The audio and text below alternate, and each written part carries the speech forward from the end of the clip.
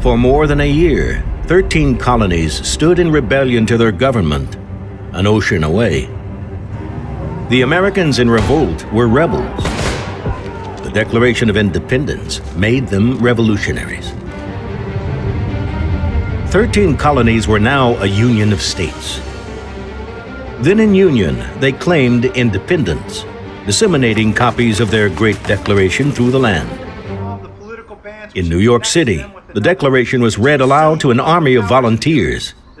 On that day, July 9, 1776, they at last knew what they were fighting for.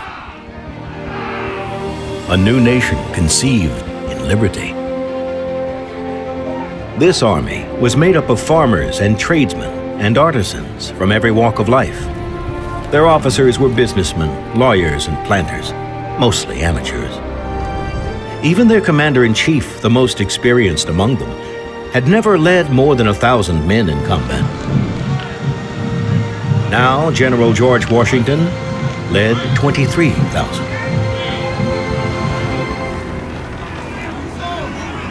Independence, however grandly declared, would not be won by words. And while Americans cheered, a British army, 25,000 strong, more than half of the armed forces of the British Empire, descended upon New York to contest the argument. The British soldiers under General William Howe were well-trained, well-equipped, and well-paid. And their ranks were bolstered by German contract soldiers. These Hessians, famous for their skill and feared for their fierce fighting ability, made up over a third of the British Army. In short order, they swept Washington's army in battle after battle, from Brooklyn to New York City, Manhattan, White Plains, and the Jersey Palisades, leaving little to stop them from seizing Philadelphia, the seat of the fledgling nation. With mounting defeats, joy was replaced by desperation. Many of Washington's soldiers deserted for home as they retreated south. By December 1776, only 3,800 were left.